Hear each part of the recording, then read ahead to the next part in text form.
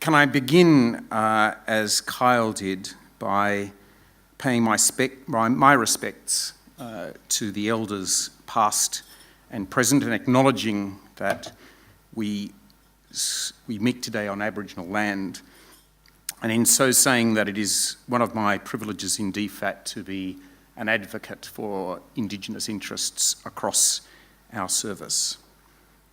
Thank you very much, Caitlin. It's great to be with you again, former fine member of our service, now doing even more important things for Australia's engagement with the world. Regrettably, I'm not Frances Adamson. She is in Beijing. She is with the Foreign Minister. It is a very important day for Australia-China relations, one which we expect will bring even greater benefits in our important and constructive bilateral relationship. It's worth saying, I think, that Frances is the leader of our Women in Leadership movement in DFAT. She's with a minister who is also a great leader in foreign policy.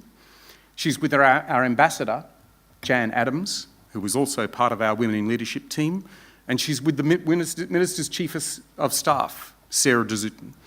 We're led by fine women in the Australian Foreign Service. It's a pleasure for me to be here in Brisbane with CEDA, an organisation that has long understood the importance of national economic development. Over an extraordinary 27-year-long run of continuous economic growth, embraced by governments and Australian business alike, domestic economic reform and the opening of our nation to overseas markets all over the world have been great enablers for ordinary Australians. Our open, competitive, innovative economy has, over the past 3 decades, flourished amidst globalisation, and Australians and Australian living standards have benefited as a result.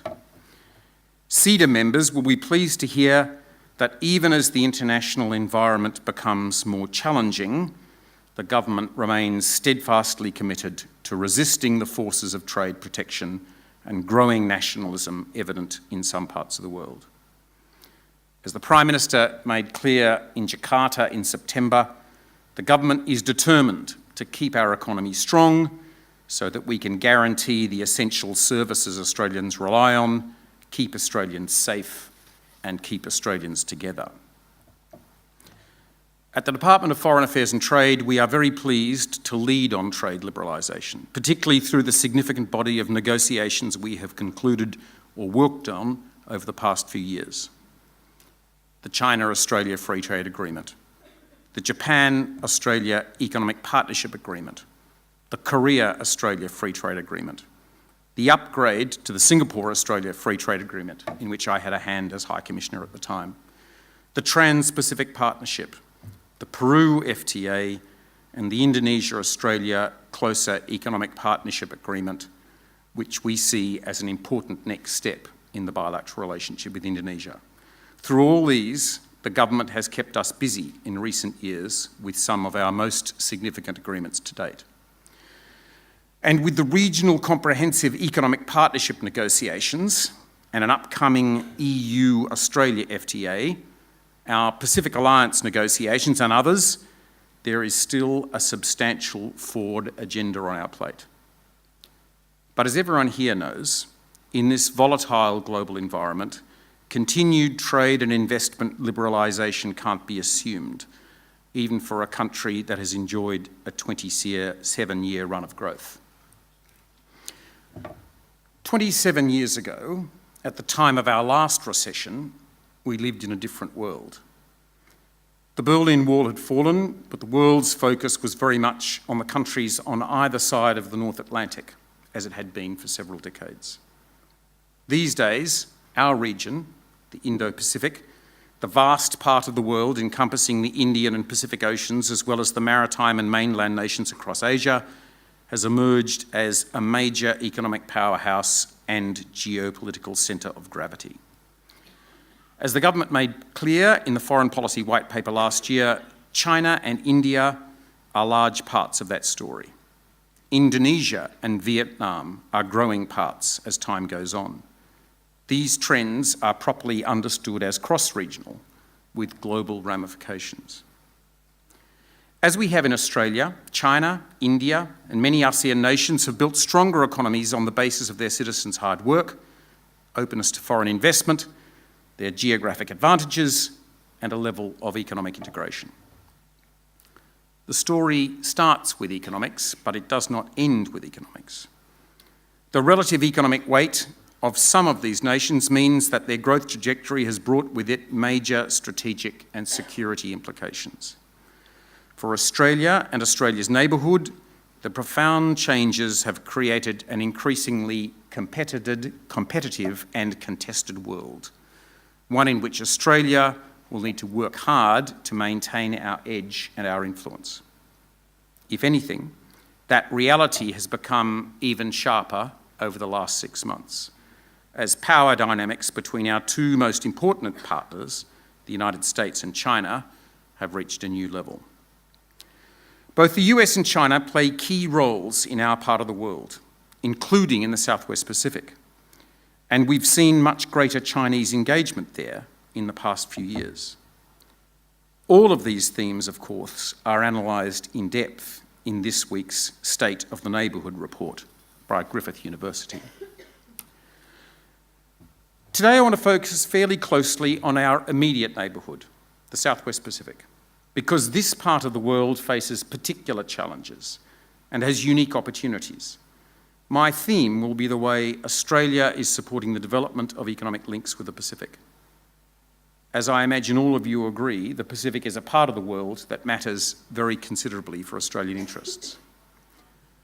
The focus is timely, since the shape of our future engagement with the Pacific has been the subject of a major speech that the Prime Minister has delivered only this morning in Townsville, where he has announced a range of major new initiatives. To Queenslanders, the importance of Australia's relationship with the Pacific are well understood, Brisbane being a gateway to the Pacific, with most of the key air links from Australia to the Pacific Island nations coming from Queensland airports, and this state home to a significant islander population. This state has merchandise trade worth in the order of $3.6 billion a year in the Pacific. Even if you exclude trade with the other major developed nation in the neighbourhood, New Zealand, Queensland's Pacific trade is close to $1.5 billion, so a significant economic connection. One statistic that shows the depth of connection Queensland has with the Pacific is that half of all those people who are here in Australia under the seasonal worker program are here in Queensland. Queensland also plays an outsized role in providing training to better equip the labour force in the Pacific for the future. For example, through TAFE Queensland, represented here today by Denise O'Brien, this state has a particularly important link with the Pacific in managing the Australia-Pacific Training Coalition. Queensland is working to build labour capacity across a wide range of critical trades. Diplomatically, several Pacific nations have missions here in Queensland. Papua New Guinea has both a consulate in Brisbane and a consulate in Cairns, while Nauru has a consulate general in Brisbane, effectively their embassy to Australia. The Commonwealth Government's white paper, released last November, made the importance of the Pacific very clear, identifying the immediate neighbourhood as one of our 5 core foreign policy priorities. We committed to stepping up our engagement in the Pacific. We're engaged with greater intensity and ambition, delivering more integrated and innovative policy and making further substantial long-term investments in the region's development. Our Pacific neighbours have strengths in their considerable tourism industries, fisheries resources, labour forces, and in some cases, natural resources. In addition to this, many island nations are developing their capacity to export value-added goods. Fiji water and Samoa and coconut oil are just 2 examples. But while they have a lot to offer, Pacific Island nations face particular challenges. They are far from the biggest global markets. They have small population bases, lower levels of educational attainment, and in many cases, narrow industrial prospects. Many populations are growing fast. For example, there are 8.3 million people living in PNG today, but that number is estimated to grow to 11 million in 2030 and 17 million in 2050 if current growth rates hold. This could be a demographic dividend, but it also places additional pressure on the governance and natural environments and adds to the social and economic challenges in health and education. 1 in 2 Papua New Guineans today has suffered the effects of chronic malnutrition, which is also the direct or indirect cause of 1 in 3 deaths under the age of 5. Diseases like HIV, malaria and TB are all significant challenges. In education, there are big gaps to close. In PNG, only about 2 in 5 eligible students are enrolled in secondary schools, with significant legacy issues in older populations. Only 12% of Papua New Guineans aged over 25 have any secondary education. There are many SDG targets that countries in the Pacific will not meet. For all these reasons, Australia is this year delivering $1.3 billion in aid to the Pacific, the largest ever aid envelope there, and why we implement a range of programs that support development in the region. That support ranges from infrastructure and trade assistance, totalling more than $280 million, to helping Pacific nations with governance and economic reform, to developing their human resources through education and training. Many of these training programs are delivered in partnership with NGOs. NGOs like Oxfam, whose chief executive, Helen, is here today. They maximise the impact and reach of Australian aid and are key partners in our joint efforts to encourage sustainable economic growth and poverty reduction. Many Pacific Island nations are also primarily at risk from the effects of climate change. Climate change is a very real and present threat, a challenge with serious and sometimes unpredictable impacts for islander populations. We are very clear of the high priority Pacific nations place on addressing climate change, both through mitigation and adaptation. Australia's expenditure of over $200 million in the past 2 years alone shows our commitment to address climate change and disaster resilience in the Pacific. This will be an era of cooperation and economic prosperity for many years to come. An open, prosperous and stable Pacific region is in all our interests.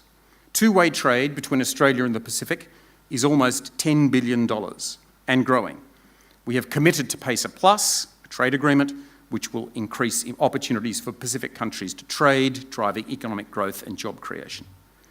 Business engagement and trade liberalisation, as difficult, time-consuming and complex as they are, help deliver economic development in the Pacific. We also want the Pacific to be able to access the benefits of a digital future. Some of you here will be familiar with the Coral Sea cable system linking Sydney, Port Moresby and the Solomon Islands. This is a potentially transformative project in many ways. According to the World Bank, better internet access could lift regional GDP by more than $5 billion and help create up to 300,000 new jobs in the Pacific by 2040. As PNG Prime Minister O'Neill said, the submarine cable will have a positive impact on business engagement in PNG, as well as significant social benefits, including education and healthcare. Likewise, Solomon Islands Prime Minister Ho called the new system a game changer for economic growth and the development in his country. Beyond the cable, we're involved in a range of infrastructure projects that better integrate Pacific nations into the wider international economy. To take one example, Australia is involved in the major redevelopment of Nauru's port. Without a modern port at present, imagine the challenge of having to offload incoming imports container by container. This transformational project will result in Nauru having year-round port operations able to withstand current and future climatic conditions, including access for emergency relief services when they are needed. Beyond these activities, the Prime Minister announced early today a major increase in our support for infrastructure development across the Pacific. Beyond physical infrastructure, we support a range of different programs that build better business cultures and systems. One example is support through the Asian Development Bank, is the Pacific Private Sector Development Initiative, which is helping to improve the environment for business, trade and investment in the Pacific. In Samoa and the Solomon Islands, PSDI supported law and registry reforms that has more than doubled the number of companies being started every year and cut the time required to start a business from nearly a month to a single day. The flow-on effects from that program in the Solomon Islands have included something in the order of 2,000 new jobs and over $100 million in new investment. In countless ways, through our aid program, we are economic partners with Pacific Island nations, supporting the expansion of their economies and the development of their capabilities. We support building links with the private sector and with investors. Through the Second International Finance Corporation Pacific Partnership, which runs through to 2022, we are seeking to support the movement of private sector funds into the Pacific. By investing $10 million in Sol Tuna, the Solomon Islands' largest food processor, we helped business to expand. We are working with the major Australian banks to help more islanders access the formal economy through bank accounts and to make it cheaper to repatriate overseas income. The economic growth and stability of the Pacific is also why we've worked so hard to expand labour mobility between Pacific nations and Australia. We recognise that offering Pacific nations priority means for accessing understaffed parts of the Australian jobs market is a great resource for countries with smaller incomes and job bases. For many years, Islander communities have supported their home nations through remittances, and the Pacific Labour Scheme will deepen flows of income and skills to those communities. Finally, ahead of APEC, I wanted to say just a few words about Papua New Guinea in particular. This year, we've seen that spirit of partnership in full focus in Port Moresby, with PNG hosting its first APEC meetings this year, and APEC Leaders Week starting on Monday, supported by Australia. I've outlined some of the development challenges, but PNG has also opened up significantly in the past quarter century. Like Australia, benefiting from a period of high global and regional demand for key resource and energy inputs. Australia and Australian companies have been closely involved because we understand that the diversification and opening of the PNG economy is in our national interest as well as in that of our northern neighbour. Ladies and gentlemen, the Indo-Pacific region is entering a new phase of opportunity and promise. Our prosperity is directly linked to that of our region.